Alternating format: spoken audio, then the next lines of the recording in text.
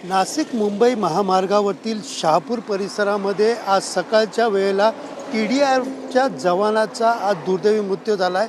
मी सध्या उभा आहे त्याच ठिकाणी ज्या ठिकाणी त्याचा बुलेटवरनं या ठिकाणी अपघात झाला आणि त्यामध्ये या ठिकाणी त्यांचा दुर्दैवी मृत्यू झाला आहे।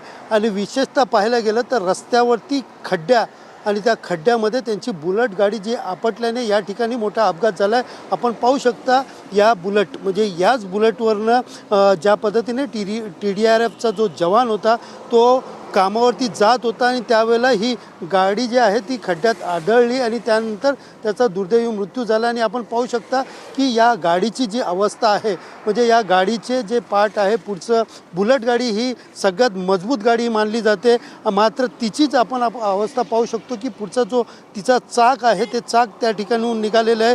दुसरीकडे पाहायला गेलं तर तिचं मलगट जे आहे ते पूर्णपणे तुटलेलं आहे। पाठी बसण्याच्या सीटचं पाठचा जो भाग आहे तो देखील या ठिकाणी तुटला आहे। यावरनं आपण पाहू शकता की किती भीषण हा अपघात आहे आणि या अपघातात त्यांचा दुर्दैवी या ठिकाणी मृत्यू झालेला आहे।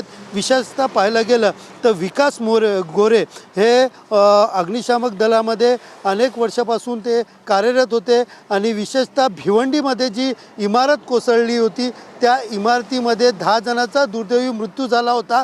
त्या रेस्क्यू ऑपरेशनमध्ये देखील त्यांचा सहभाग होता आणि ते राहण्यासाठी आपल्या घरी शहापूर परिसरात या ठिकाणी त्यांचं जे गाव आहे त्या गावामध्ये ते राहण्यासाठी होते। सकाळच्या वेळेला ते कामासाठी निघाले होते आणि त्यावेळेला हा भीषण अपघात झाला आहे। आपण पाहू शकतो हीच ती बुलेट आहे ज्याच्यावरनं ते आपल्या गावावरनं या ठिकाणी येत होते। हिचा जो आपण भाग बघितला की पुढचा जो मलगटचा भाग आहे हा आपण मलगट पाहिलं तर पूर्ण चेपलेलं या ठिकाणी दिसून येते।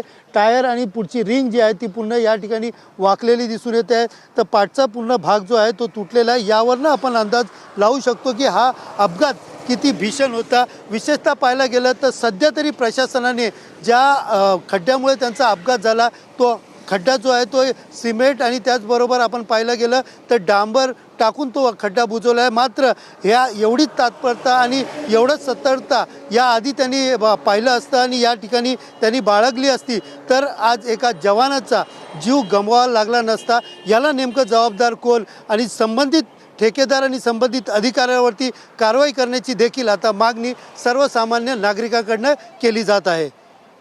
कॅमेरा पर्सन अजयसह सुनील जाधव, TV9 मराठी, शहापूर।